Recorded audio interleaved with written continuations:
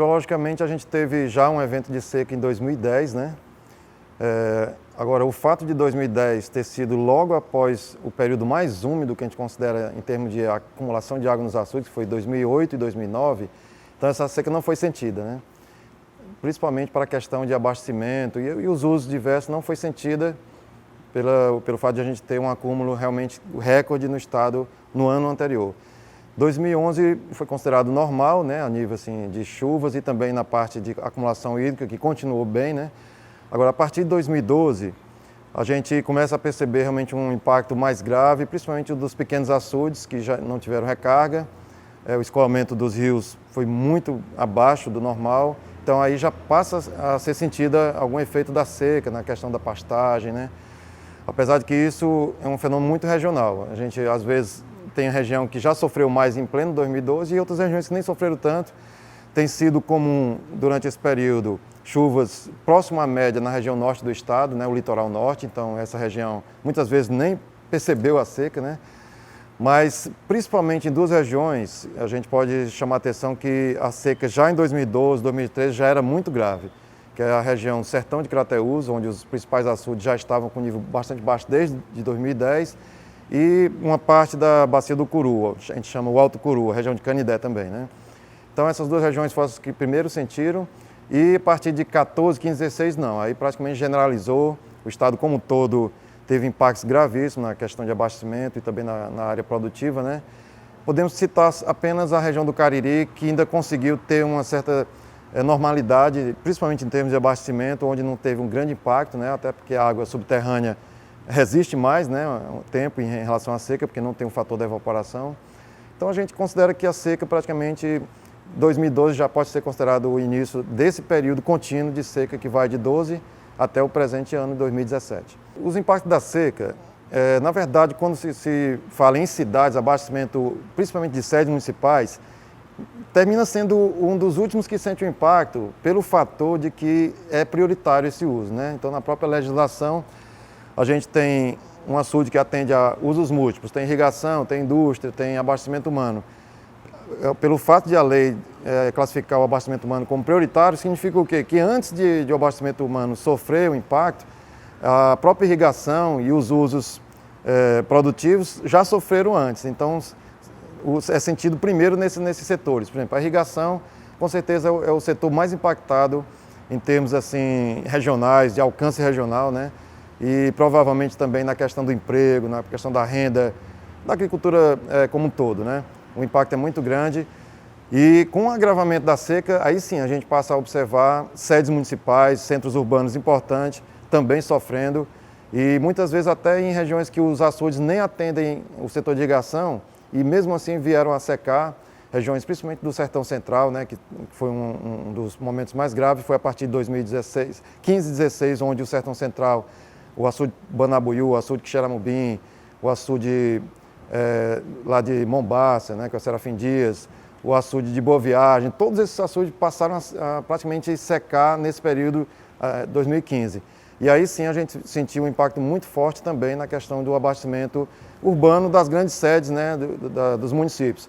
Agora, claro que antes do problema chegar à sede, a gente já tem um problema na zona rural, onde os sistemas são muito mais vulneráveis, poços vieram a secar, pequenos açudes que não conseguem passar um ano de seca já vinham secando, e aí vem a questão da operação Pipa, né, que também teve um trabalho muito grande, está tendo até hoje, né, uma grande quantidade de localidades ainda são assistidas, principalmente pela operação Pipa feita pelo Exército brasileiro. Quando a gente fala de qualidade de água bruta, a própria água bruta já naturalmente é uma qualidade de água bruta, ou seja, não é uma água para consumo direto. Normalmente é uma água que não tem muito sais, as águas que estão acumuladas nos açudes não tem tanto problema de sais, mas tem um problema da eutrofização, que aí naturalmente são águas que devem ser tratadas pelos sistemas de tratamento, né, pelas concessionárias de saneamento. E o problema é que com o agravamento da seca, o rebaixamento da acumulação, é natural que o acúmulo dessas impurezas que a água já tem naturalmente se torna muito mais concentrado, né? E aí sim causa um impacto seríssimo na questão da capacidade de tratamento, né? A gente sabe que devido até à limitação da capacidade das estações de tratamento, que algumas são feitas já há vários anos, décadas, algumas estações elas vinham se adaptando a um tipo de água que era possível tratar satisfatoriamente numa acumulação razoável, o açude com níveis satisfatórios. Agora, quando chega um nível que a gente está chegando com esse período de seca, a situação é bastante diferenciada. Algumas estações não têm capacidade nem de tratar com o sistema convencional que eles vinham adotando, que é um sistema simplificado que eles vinham adotando, né? Então isso também gerou um investimento muito pesado das companhias de tratamento de água, né? Mais investimento em produtos e a dificuldade realmente de tratar a água com níveis de eutrofização muito grande. Você imagina um açude com percentuais de 5%, 2% só de água, o que não deve ter de concentração dos poluentes, de impurezas, que nessa condição realmente chega até um ponto que não é possível tratar. E aí sim tem que ter alternativas como água subterrânea e essas outras alternativas que o Estado adotou, que eu acho que vai ter momento para falar melhor, como as adutoras de montagem rápida. Bem, a região metropolitana, ela na verdade não sentiu o impacto ainda tão fortemente devido a toda essa infraestrutura hídrica que foi criada para dar uma garantia maior a esse centro urbano que é o maior do estado, né? Não só a parte urbana, mas também a questão de setores de comércio, indústria, que está associado a essa área urbana da região metropolitana de Fortaleza, né? Então, na verdade, graças ao acúmulo que o Castanhão teve e conseguiu manter ao longo desses anos, eu diria que a região metropolitana de Fortaleza não teve um grande impacto até recentemente. Agora, com o agravamento da situação e principalmente a redução da capacidade de perenização do Castanhão, através da transferência para o Eixão, que foi limitada, principalmente esse ano, 2017, uma redução praticamente para 1/3 do que costumava ser transferido pelo Eixão, é o que transfere hoje, né? Então esse impacto gerou uma preocupação bem maior na questão da garantia da água para o sistema metropolitano, para a própria indústria, o complexo industrial de Pecém, e daí levou ao Estado, né, um esforço conjunto de vários órgãos vinculados ao Estado, a partir da Secretaria de Recursos Hídricos, com suas vinculadas COGÉ e Sohidra, e também CAGES, onde aí sim teve que ter muito mais ações voltadas para a questão da melhor uso da água na região metropolitana. E a gente pode citar aí ações como tarifas de contingência, né, com aquela penalidade para quem usar acima do que foi permitido, que gerou uma redução também de consumo significativa, né? E também a questão de criar novas fontes hídricas alternativas para suprir a região metropolitana e reduzir a necessidade da transferência da água do Jaguaribe. E aí a gente pode citar um esforço tremendo que está tendo em termos de perfuração de poços em regiões de dunas, né? A região próxima do Pecém, e o resultado tem sido bastante favorável, tem-se conseguido vazões muito boas. E é um trabalho que está só na primeira etapa. Se houver um agravamento da situação em 2018, a gente acha que uma das grandes linhas de ação que poderá gerar mais água para o sistema é exatamente a exploração de água subterrânea nessa faixa litorânea. Nessa questão das ações para a seca, a gente tem que destacar muito a instalação do Comitê da Seca, né?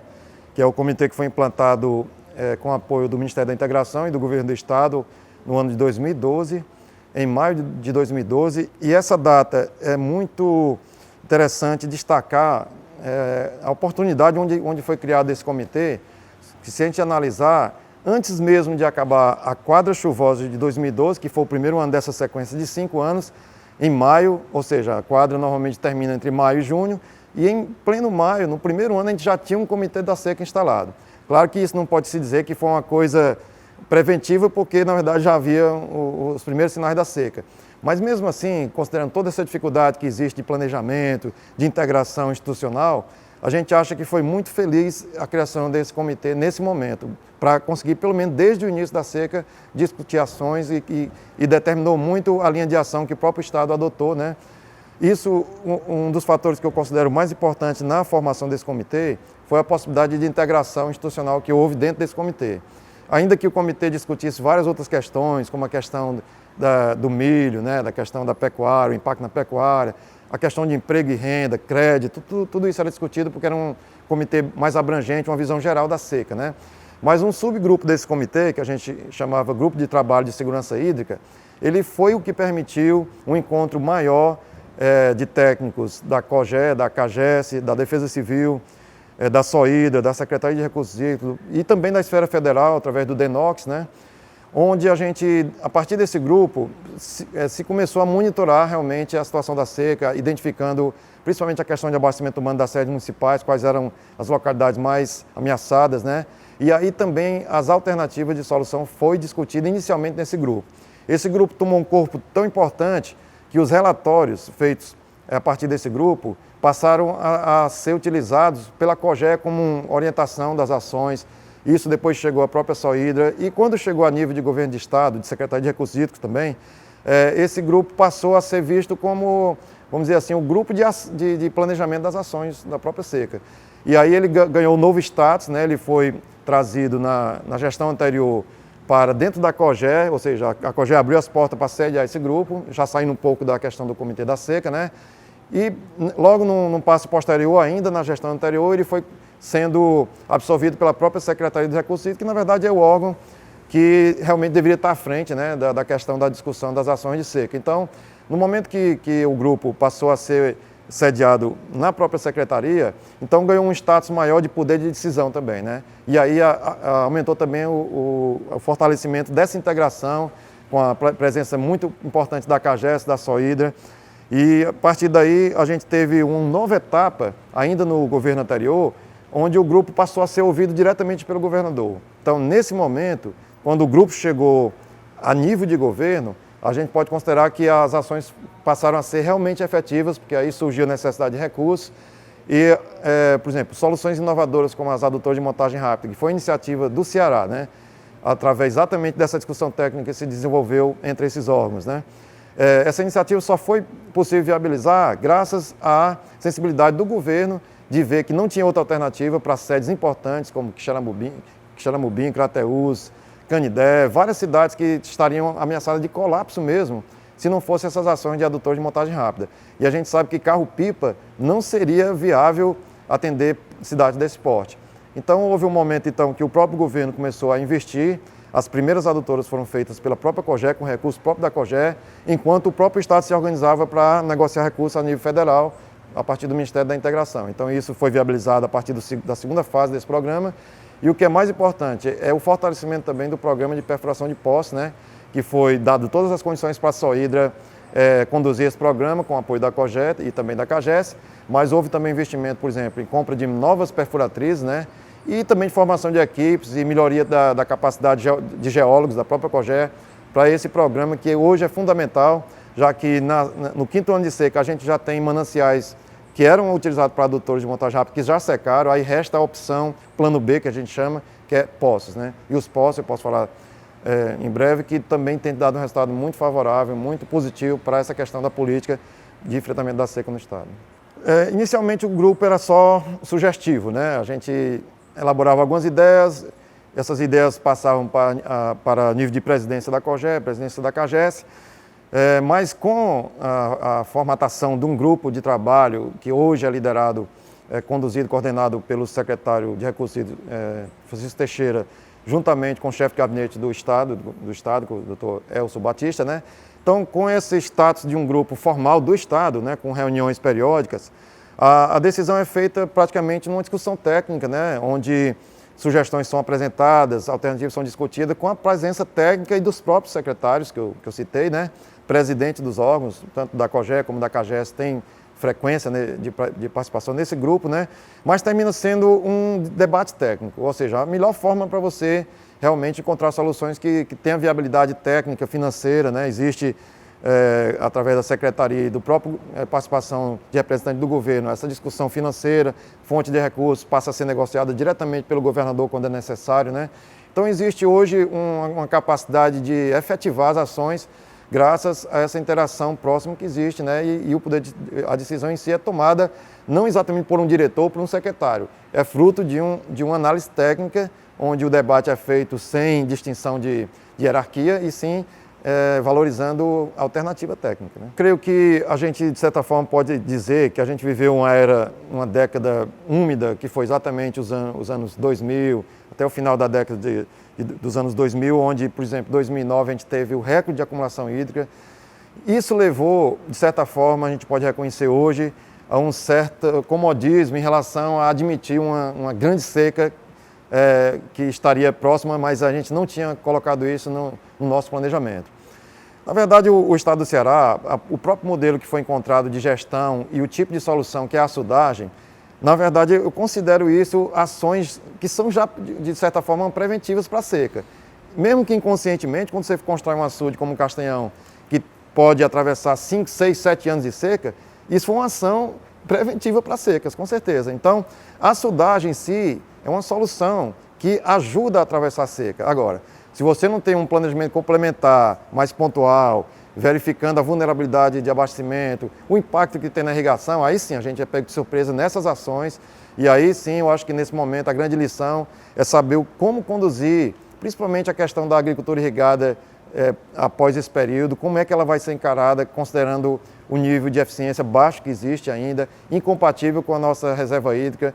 É como se a gente tivesse tomado assim, um nível de conscientização diferenciado a partir desse momento, que é coisa inédita, até porque a extensão dessa seca talvez não se encontre igual na história de 100 anos de chuvas no estado de Ceará. Então, realmente foi um marco diferenciado que a gente está vivenciando. É como se fosse assim uma mudança de paradigma a partir dessa seca. Ou seja, agora a gente passa a admitir que é possível secas desse nível de gravidade. Considerando a possibilidade da mudança climática estar interferindo nisso, a gente pode esperar, inclusive, secas até maiores, até mais graves do que essa, num período aí desconhecido, mas quem sabe não tão longínquo, né? Por isso é que, nesse momento, o Estado não pode mais voltar atrás nessa linha de considerar a seca dentro do seu planejamento. Inclusive para influenciar no modelo de desenvolvimento, modelo da irrigação, modelo industrial. Toda a capacidade hídrica do Estado tem que ser repensada em função dessa grande lição que a gente está vivenciando e que não terminou ainda, né? O pior é que a gente está vivendo um momento que a gente não pode nem dizer que a gente encerrou o período de seca. A gente não sabe o que vai acontecer em 2018, apesar de notícias razoavelmente boas em relação à possibilidade de o El Niño não configurar, ser neutro, mas nem o neutro hoje dá uma garantia de chuvas satisfatória a nível de recuperação dos reservatórios, né? Bem, os problemas a nível de impacto é porque, por exemplo, a agricultura irrigada, o setor que vem se desenvolvendo bem, da cassinicultura e a própria indústria, com todo o incentivo do Estado para a questão do complexo industrial de Pecém, todos esses foram montados numa realidade diferente do que a gente está passando hoje. Eles foram montados dentro de uma certa segurança hídrica que a gente achava que tinha até o final do período chuvoso, até o período de chuvas normais que a gente teve, né, até 2010, 2009, né? E aí essa nova realidade, de certa forma eu já toquei nesse ponto, mas isso é um dos maiores desafios. É como você dimensionar as atividades com base numa nova realidade hídrica do Estado, que pode ter mudado ou não. Eu não estou aqui afirmando que a nossa realidade hídrica mudou, mas o fato que é concreto é o seguinte: a gente teve um período que foi diferenciado em relação ao que a gente via vivenciando pelo menos nos últimos 20, 30 anos. Então isso leva a atitudes diferenciadas também, leva a planejamento de alternativas por exemplo, de melhor uso da água e também de criação de fontes alternativas, né?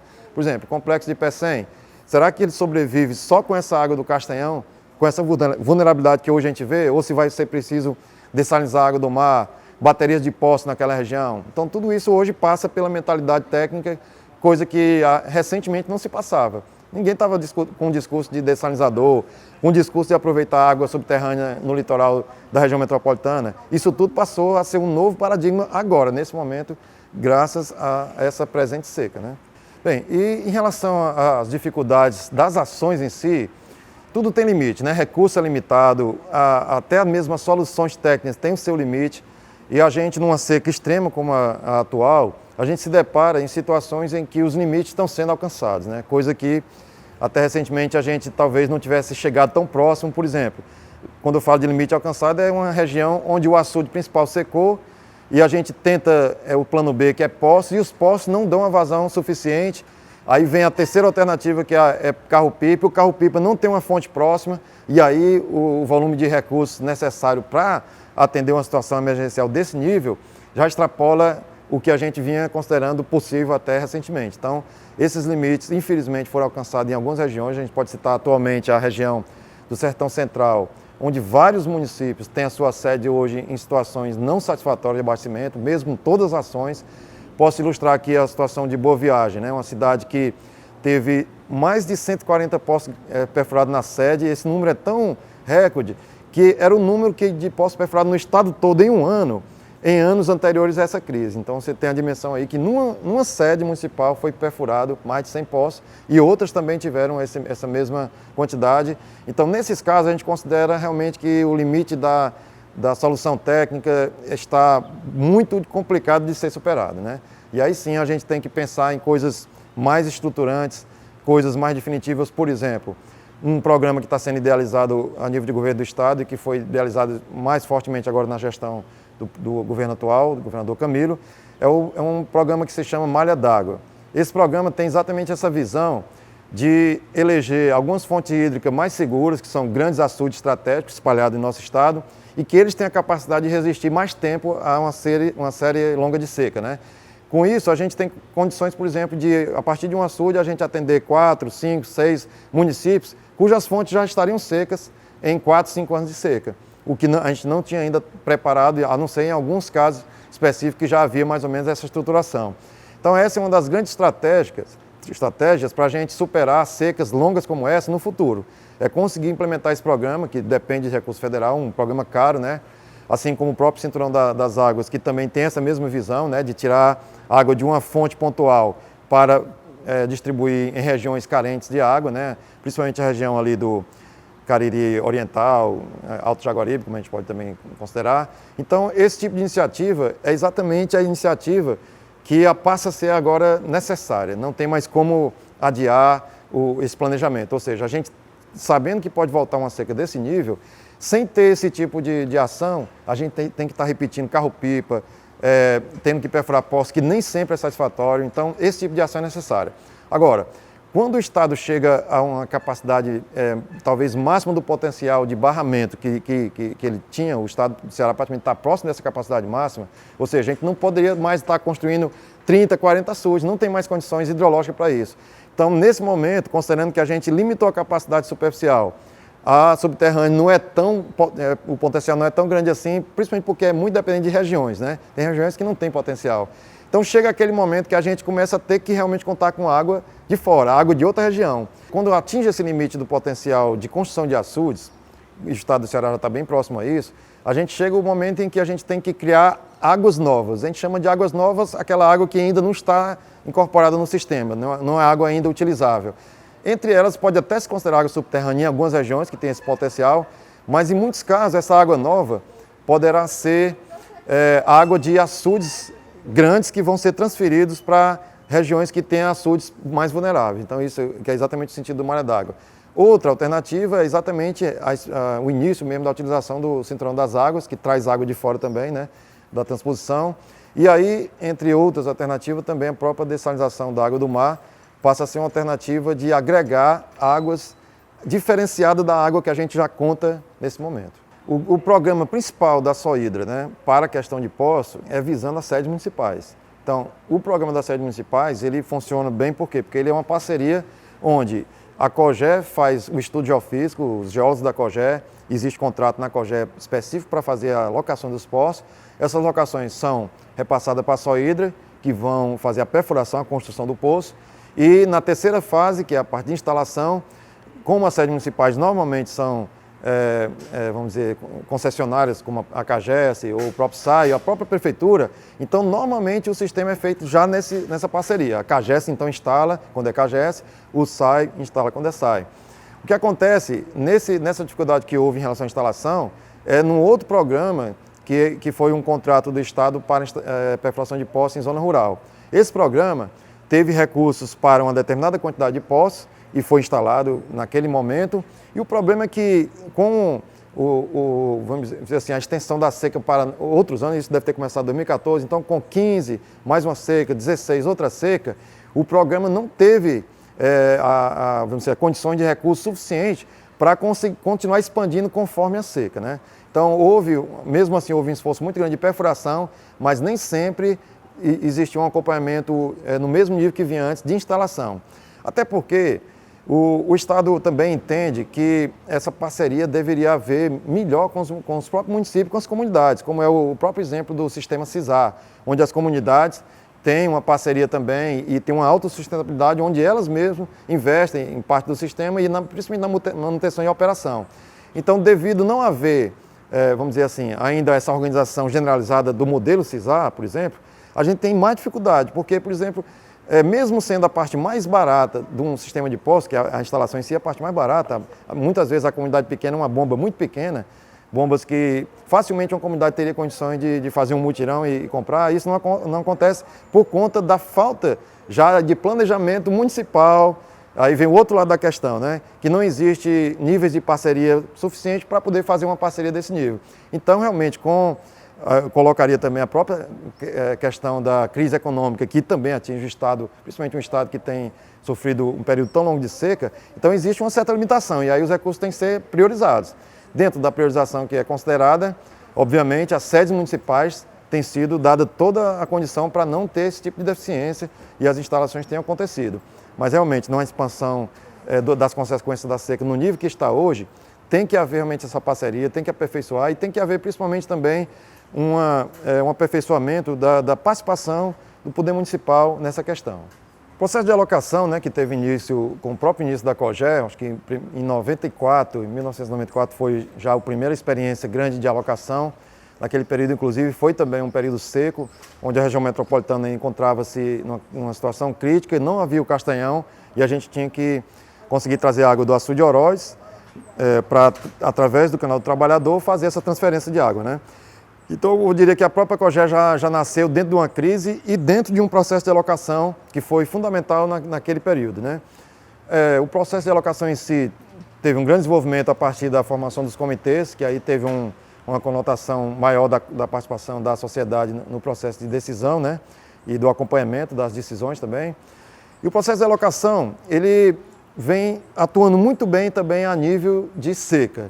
Aí é claro que a gente aí considera um novo fator que são os conflitos, né? O acirramento dos interesses, a crise que se instala, e isso dificulta muito a tomada de decisão. Mas, por outro lado, o processo em si desenvolve muito num momento como esse, porque a participação é maior, existe maior interesse da sociedade, existe maior representatividade dos comitês e até mesmo, eu diria, uma capacitação prática dos comitês em exercitar o papel de um dos componentes do sistema de gestão de recursos hídricos, né? Então, com isso, a gente teve experiências muito importantes, históricas, como conflitos no Jaguaribe, né? Onde a gente teve muita dificuldade, não só esse ano, mas no ano passado, de chegar a um meio termo, né? Uma solução que não fosse tão impactante para os diversos interesses, que são bastante contrários, né, nesse momento, devido à limitação de água, né? Mas, mesmo assim, a gente considera que o processo saiu vitorioso, que através da alocação, da conversa democrática, da participação dos comitês, a gente conseguiu, se não a melhor solução, mas foi a solução, vamos dizer assim, que foi discutida e que foi tomada com base numa discussão democrática. Isso que é o mais importante. E, claro, se existe deficiências da deliberação, inclusive pelo grande impacto que tem a escassez de água, essas deficiências também são possíveis de ser resolvidas dentro do próprio âmbito da alocação, ou seja, poderá haver revisão de comitê, poderá haver, inclusive, questões que chegam a nível da instância mais alta, que é o Conselho Estadual de Recursos Hídricos, né? E aí, felizmente, não foi nem necessário chegar a esse nível de a decisão não ter vamos dizer, um acerto no próprio nível do comitê e ter que chegar ao Conselho. Não precisou, apesar de ter sido um conflito bastante grave, complexo, mas se chegou a uma decisão razoável dentro do nível dos comitês, que é o próprio nível da alocação negociada. Isso aconteceu não só no Jaguaribe, mas nas diversas bacias do estado que também estão em crise, como a do Acaraú, né, do Curu, e com isso a gente considera que o processo de alocação continua sendo uma das ferramentas mais importantes do estado para ter realmente um uso democrático, um uso mais justo e principalmente discutido, né, com a participação, com o conhecimento local, para discutir essa escassez no nível mais adequado, né. Bem, os critérios sim mudam porque existe o critério normal de uma alocação em anos normais, onde não existe restrição, que normalmente se baseia numa garantia de água para os usos prioritários num período aí no mínimo de 18 meses. A gente exemplifica, por exemplo, se a alocação acontece logo após as chuvas, na metade do ano, tipo em torno de junho a julho, então a gente tem um horizonte de garantir que aquele açude tem um comportamento normal para atender às suas demandas prioritárias, pelo menos até a quadra do do inverno, não do próximo ano, mas o segundo ano, né? No caso aí, se a gente está em 17, acho que se fosse um ano normal, a gente faria uma alocação para a água chegar até a quadra chuvosa de 2019. Esse é um critério normal, básico, não é que seja igual para todos os casos. Existe casos mais específicos que não é bem assim, até porque tem casos que não tem a demanda suficiente para ter essa vazão toda, então a gente já reduz a vazão, aí o critério já passa a ser outro. Mas no caso de anos secos, no ano de alta restrição, os comitês de bacia, COGÉ, o DENOX, que é o dono de um grande patrimônio de açudes aqui no estado do Ceará, participa de discussão técnica onde a gente estabelece critérios específicos para a situação conforme a gravidade da seca. E a gente adotou esses critérios nessas reuniões e esses critérios ajudaram muito a gente ter uma solução que, por exemplo, que a vazão aprovada consiga atender os usos prioritários. Isso é muito importante entre os critérios que estão colocados lá, o uso, por exemplo, para abastecimento de sedes urbanas. Isso aí é um dos critérios. Critérios, por exemplo, que chegou a um determinado nível, o açude não tem mais condições de atender o uso para irrigação. Então, todos esses critérios, são vários critérios, a gente tem um documento só para isso, e esses critérios têm sido adotados e têm favorecido muito, ajudado a tomada de decisão a nível de alocação negociada, né? E normalmente as informações que a gente utiliza para o processo de alocação, basicamente o lado da oferta e da demanda, né? Em termos de oferta, a gente tem uma análise dos açudes em termos principalmente de reserva e também de simulação dentro do prazo que a gente vai simular, né? Normalmente, observando esse critério de 18 meses, a gente simula o açude por 18 meses, em alguns casos até mais, quando existe algum risco de algum atendimento ter algum risco de não ser atendido, né? Então a gente utiliza essas ferramentas de simulação. Ultimamente a gente tem colocado, até com apoio mesmo dessa parceria com a UFC, alguns elementos, né, como o Aquanet, algumas outras ferramentas mais modernas que inclusive fazem simulações considerando níveis de probabilidade, né? A parte hidrológica é um pouco mais considerada, não só o balanço hídrico simples, como a gente vinha fazendo, mas questões ligadas também à própria questão de previsões climáticas. Em algum momento a gente colocou isso como, vamos dizer assim, não uma ferramenta para decidir com base só nisso, mas como um peso dentro da decisão, um fator a mais, né? Por exemplo, quando a gente tem uma previsão de possibilidade de El Niño para o próximo ano, a gente incorpora isso dentro do discurso da alocação. Mesmo que isso não seja traduzido como um cálculo dentro da simulação, que isso não seja convertido em cálculo, mas na hora de montar os cenários, a gente justifica certos cenários mais restritivos com base a um risco climático. Então isso tem sido incorporado aos poucos e a tendência é que a gente, com o avançar, né, do nível de tecnologia de previsão climática, a gente passa também a adotar isso no próprio processo de alocação, né? Na demanda a gente tem uma dificuldade maior porque a demanda ela é muito variável, né?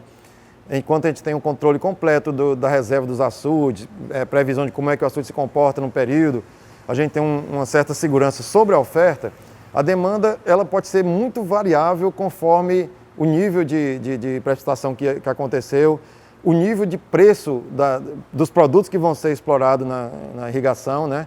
A própria situação econômica, a conjuntura econômica do local, do país, influi na questão do investimento para isso, né? Questão de crédito de agricultura, ou seja, são muitos fatores que podem variar o cenário de demanda. O que a gente tem normalmente utilizado para contornar isso e tentar fazer com que essa oferta esteja condizente com aquela demanda, uma das ferramentas é avaliar a questão das outorgas, mas infelizmente a gente sabe que as outorgas não estão universalizadas a ponto de essa ferramenta ser definitiva, né? A gente tem que ter outras informações para complementar, entre elas a gente tem utilizado também dados de cadastro, né? Quando o cadastro é atual, cadastro é outra coisa que tem que ser atualizado periodicamente, senão fica bem defasado, né? E outra coisa que a gente tem feito é levantamento direto de demanda. Isso tem sido feito principalmente em regiões onde tem mais conflito, onde existe escassez hídrica, onde equipes da COGÉ se deslocam a campo para fazer um levantamento do plano de cultivo daqueles proprietários que estão envolvidos naquele sistema hídrico, né? Atualmente a COGÉ tem investido também em algumas tecnologias mais modernas que possam também ajudar nessa avaliação. Uma delas é imagens de satélites. Recentemente a COGÉ tem, acho que até já tem um contrato para isso, para investir em utilização de drones para filmar trechos perenizados e aí com a visibilidade clara do que é que está sendo explorado, com possibilidade de medir áreas irrigadas, de localizar pontos de captação, que serve não só para avaliar a demanda, mas também para fiscalizar o uso da água depois do processo de alocação. Bem, a participação nas ações da seca, eu gostaria de colocar primeiro uma observação que tem a ver com isso, e que na verdade foi um grande salto, um avanço na questão de critérios para essas ações. Até recentemente, já durante o início dessa seca, os critérios, por exemplo, para a perfuração de poços, não eram critérios basicamente técnicos como é hoje. Ou seja, a própria avaliação das cidades ou das localidades que tinham mais necessidade, a avaliação geofísica para avaliar se ali tem ou não potencial de água subterrânea, isso não era não era tanto considerado. Existia ainda uma certa tradição, uma influência até política dentro desse processo, né? E à medida que esse grupo de trabalho foi fortalecendo dentro do Comitê da Seca e foi se constituindo de uma forma mais oficial, com apoio dessas organizações que estão envolvidas, uma das primeiras mudanças que eu considero fundamental para ter uma eficiência e realmente ter um benefício social maior no programa, por exemplo, de poços, foi que esse sistema passou a ser avaliado por um critério mais técnico, ou seja, a gente avaliava se realmente a localidade estava passando pela dificuldade, uma ameaça de crise, e aí vinha o outro lado estudando se aquela região tinha potencial para ser resolvida com poços. Então, essa modificação de colocação de critério mais técnico no programa de poços foi, para mim, uma das grandes causas desse avanço, dessa efetividade que o programa está tendo a partir desse momento. A questão de soluções emergenciais, elas não têm tido uma participação tão direta, vamos dizer assim, dos municípios, a não ser nos casos em que as prefeituras mesmo procuram o sistema ou a prefeitura tem dado uma contribuição maior, tem uma disponibilidade de participação. Até porque, como o processo por exemplo, de colapso de uma localidade ou dificuldade hídrica de abastecimento da localidade não é um processo facilmente visível pela sociedade, a sociedade não tem uma noção, por exemplo, de quanto tempo tem de água no açude. Eles podem até achar que está baixo, mas tecnicamente, a sociedade e nem o poder público tem uma visibilidade clara do que é que está acontecendo no município, se o município está ameaçado ou não. Muitas vezes nem sabe que está ameaçado.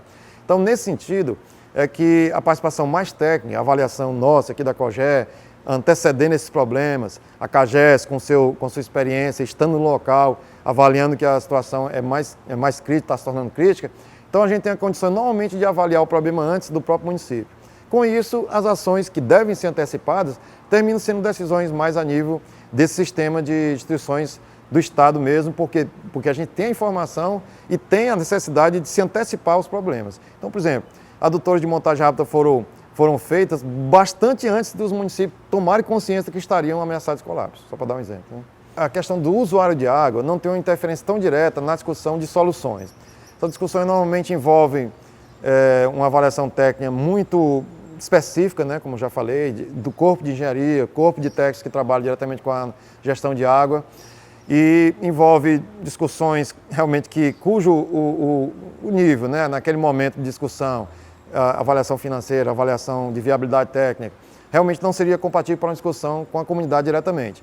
Agora, eu diria que a participação da sociedade na questão da seca, ela termina sendo muito importante no processo de alocação, porque se a gente tem um açude em crise e o processo de alocação, a gente consegue transmitir aos usuários qual é o nível de garantia que ele tem, como é que está a situação de reserva hídrica. Então, nesse momento, sim, a sociedade participa como um interessado que tem consciência da ameaça que está sofrendo e daí passa a tomar decisões importantíssimas que tem tudo a ver com a questão do uso da água num momento de seca.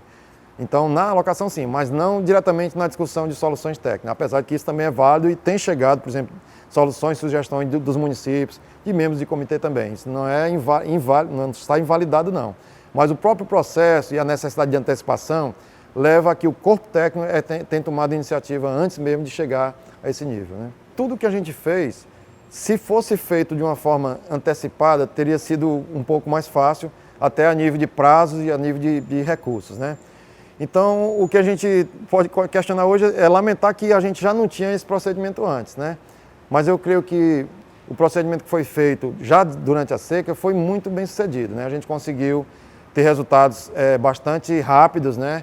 E satisfatórios para evitar colapso, né? Para evitar tudo isso. Agora, a nível de futuro, de lições aprendidas, eu creio que um dos focos maiores de planejamento, de estudo, é na questão do uso eficiente da água. Até porque é uma das ações mais, vamos dizer assim, baratas que pode se encontrar comparada com a criação de fontes novas de água, né? Já que a gente já tem investimentos imensos feitos a nível de açudagem, de poços. E aí quando a gente se depara com obras caras como o Eixão, como o Cinturão das Águas, a gente não tem mais como pensar em ficar repetindo esse tipo de obra. Chega um momento que a gente já tem as obras e aí precisa atuar noutra área que é exatamente na gestão da água, né? Principalmente na gestão, que eu não falo gestão diretamente de recursos hídricos, não é isso, é gestão do modelo de desenvolvimento, modelo de uso de água na irrigação, na indústria, ou seja, é uma questão que ultrapassa o setor só de recursos hídricos. Aí é uma discussão multissetorial do Estado. Eu diria que, por exemplo, a modernização dos perímetros irrigados é um ponto muito importante a ser colocado, mas aí a gente sabe que depende da esfera federal também. Existe muita coisa que depende da esfera federal, até na questão mesmo das ações emergenciais. Por exemplo, quando o Estado tem vários municípios com decreto de emergência pela seca, o governo federal é quem tem a atribuição de dar condição de resposta, né? Ou seja, Defesa Civil Nacional transfere recursos, né?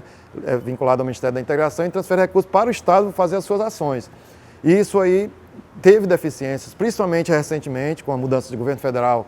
Essas dificuldades foram claramente sentidas e aumentadas, né? Existe hoje impacto gravíssimo na Operação Pipa no estado de Ceará, ou existe uma maior dificuldade de chegada de recursos federais para a continuidade dos programas de adutor de montagem rápida. O programa de poços, nem tanto, porque o Estado já, desde o início, assumiu. É totalmente recurso do Estado esse programa de perfuração de poços, né? Mas existe muita dificuldade sendo sentida nesse momento em relação a ações, principalmente se a gente tiver mais um ano de seca, né? Então, eu diria que o maior desafio é esse, é a gente ter, mesmo com o final da seca, um novo olhar em termos de planejar o Estado para a nova seca. Aí já tendo tudo antecipado, já tem a linha de recursos destinada a isso, já tenha um tipo de facilidade maior de startar uma operação pipa sem atrasos. Todas essas questões que foram adotadas, por isso que eu digo que não faria diferente, elas têm que ser adotadas. Agora, tem que ser planejada antes e já existia até, vamos dizer assim, previsão de recursos, talvez até uma discussão nacional a nível de já ter recursos para a emergência de seca, dentro do orçamento que seja, né? Infelizmente sabe que isso na prática é muito difícil devido a essas limitações de orçamento que a gente sabe que está acontecendo, mas para funcionar bem teria que ter realmente várias ações que é no sentido mais preventivo do que no sentido remediador, que foi o que a gente atuou. Felizmente atuamos bem no sentido remediador, mas com a ausência do preventivo, claro que as coisas tiveram mais dificuldade, né? A lição principal, que já, na verdade, já havia em outros momentos, na década de 90, por exemplo, já havia uma integração institucional. A COGÉ já tinha um pequeno grupo, que eu fazia parte na época com o saudoso Zaranza, onde a gente fazia essa interação com Defesa Civil, CAGES e SOHIDRA. Então, existia já um pequeno núcleo, uma célula de, vamos dizer assim, de interação institucional que já avaliava, por exemplo, monitorava o nível de abastecimento da cidade, já fazia simulações para ver se alguma cidade estariam ameaçadas num certo prazo. Então, esse trabalho já tinha sido plantado na década de 90. Então, isso foi uma lição aprendida que facilitou muitas ações, fez com que a CAGES tivesse, com antecedência, uma previsão dos problemas que teria, né? Que muitas vezes a CAGES está operando, mas não tem uma visão assim, tão clara do comportamento dos seus mananciais, principalmente quando se trata de açude, que é monitorado pela COGÉ. Então, esse tipo de ação, de monitoramento da situação já havia, e foi uma lição que a gente explorou bastante, que ajudou bastante a gente conseguir fazer as ações no tempo hábil, né? E principalmente acertando, vamos dizer assim, quais localidades realmente eram mais críticas. Essa classificação da criticidade é muito importante, porque leva a gente a antecipar as ações para as que são mais críticas e tem uma noção do prazo que tem para o desenvolvimento das ações. Então, essa foi uma das principais lições que felizmente foi fortalecida demais, chegando a nível de o próprio governador do estado, vamos dizer assim, abraçar o grupo e dar toda a condição para esse grupo, tanto na área técnica, né, como na área também de viabilizar as ações propostas. Bem, eu tenho batido muito na tecla de que a gente precisa encarar o futuro de recursos hídricos no Estado, e não só de recursos hídricos, mas da questão do próprio modelo de desenvolvimento que consuma água, numa visão diferenciada, né? Uma das coisas que eu já tinha colocado em outros momentos é que a gente precisa fazer uma reavaliação da capacidade hídrica do Estado, considerando outra realidade de recarga, que a gente hoje, com esse período, apesar de ser um período, vamos dizer assim, isolado, né? Mas ele passa a ser possível de ocorrer em futuros que a gente não sabe, considerando a possibilidade da própria mudança climática estar interferindo nisso. Eu não sou um defensor de atribuir tudo à mudança climática, não. Mas eu também não sou de dizer que ela não pode não estar interferindo em nada. Ela pode estar interferindo e a gente não tem dimensionamento disso ainda. Então, considerando todas essas ameaças a nível climático, crescimento populacional, vulnerabilidade da nossa reserva hídrica, possibilidade de aumento de evaporação com aumento da temperatura, tudo isso que está envolvido nesse jogo, a gente tem que repensar, sim, a capacidade hídrica que a gente tem, como vai ficar, por exemplo, a garantia hídrica para a irrigação, que eu reconheço que foi muito penalizada, e a gente não pode simplesmente deixar a irrigação, incentivar o crescimento da irrigação para dizer depois, não, agora você não tem prioridade. Aí vem uma nova fase de incentivo e aí chega novamente e não tem. Então isso cria um mal-estar muito grande, principalmente um prejuízo muito grande para essa atividade.